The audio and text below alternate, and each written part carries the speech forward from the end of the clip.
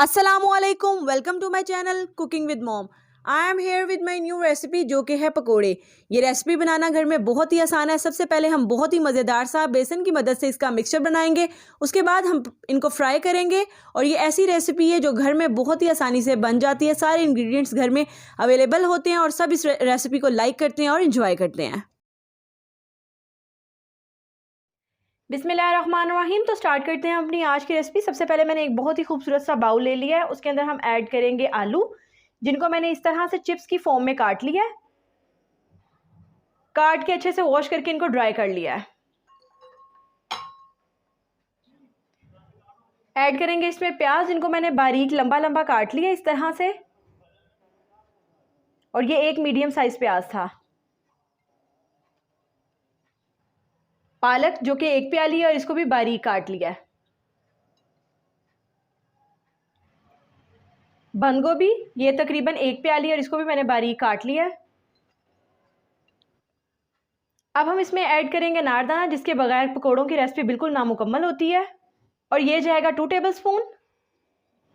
अब हम इसमें ऐड करेंगे 2 टेबलस्पून साबुत सूखा धनिया, और इसको आपने इस तरह से ऐड करना है। इसको डायरेक्ट ऐड नहीं कर देंगे, इसको इस तरह से हाथों में रख के मसल के तो फिर ऐड करेंगे।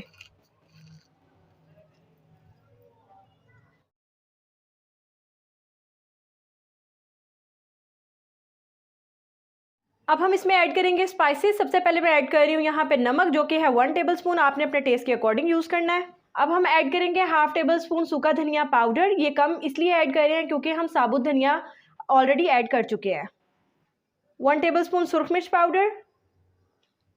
1.5 टेबलस्पून इसमें जाएगी कुटी हुई सुरख मिर्च यानी कि चिली फ्लेक्स। 1/4 टेबलस्पून काली मिर्च पाउडर। 1/4 टेबलस्पून गरम मसाला पाउडर। ये मैंने स्पाइसेस अपने टेस्ट के अकॉर्डिंग यूज़ किए हैं और आपने ये स्पाइसेस अपने टेस्ट के मुताबिक इस्तेमाल करने हैं। 2 टेबलस्पून मैदा। और अब हम ऐड करने जा रहे हैं सबसे मेन और इम्पॉर्टेंट चीज़, जो कि है बेसन, और ये जाएगा तकरीबन 1.5 कप।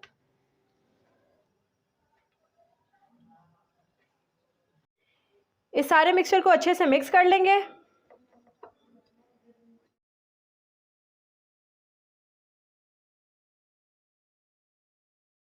मिक्सचर को मिक्स करने के बाद हम इसमें ऐड करेंगे फ्रेश हरा धनिया, जो कि थोड़ा सा है और ये टेस्ट और खुशबू के लिए ऐड किया है।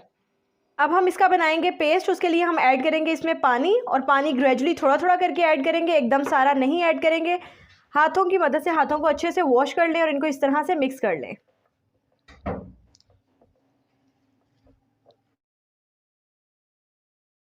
तो माशाल्लाह से पेस्ट रेडी है। इस पेस्ट को ना ही हमने ज़्यादा पतला किया और ना ही इसमें ज़्यादा बेसन ऐड किया। ये देखें कितना खूबसूरत सा पेस्ट रेडी है पकौड़ों के लिए।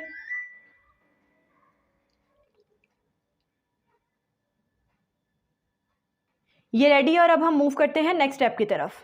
अब करेंगे इनको फ्राई करने के लिए हम एक पैन रखेंगे, उसके नीचे मीडियम फ्लेम ऑन करेंगे और उसमें ऐड करेंगे ऑयल।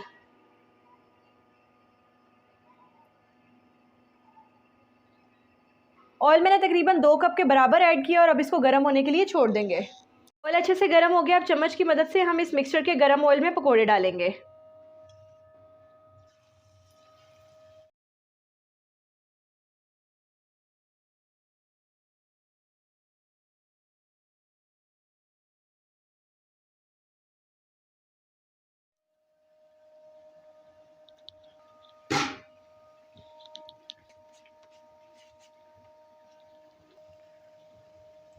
अब चम्मच की मदद से इनकी साइड चेंज करेंगे ताकि ये दोनों साइड से अच्छे से पक जाएं।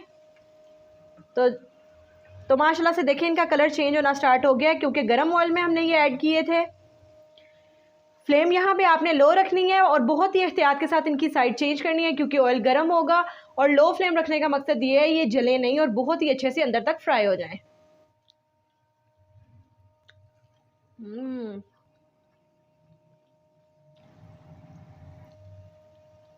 सर्दियों का मौसम है तो इस रेसिपी को ज़रूर ट्राई करें। जब भी आपका कुछ खाने को दिल करे और जल्दी जल्दी आपको बनाना हो तो ये वाला स्नैक, ये एज अ स्नैक आप यूज़ करें और इस रेसिपी को ज़रूर बनाएं।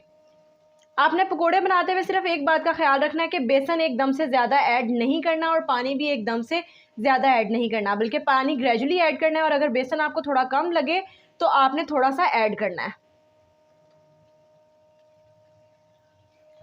इसी तरह टाइम टू टाइम इनकी साइड्स हम चेंज करते रहेंगे ताकि ये दोनों साइड से अच्छे से पक जाएं।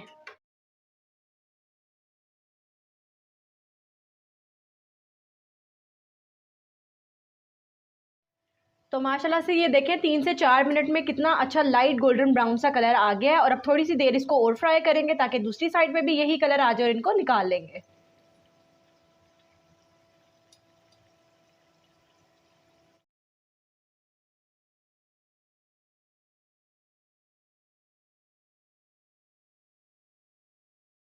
ये अच्छे से फ्राई हो गए और अब हम इसे निकाल लेंगे।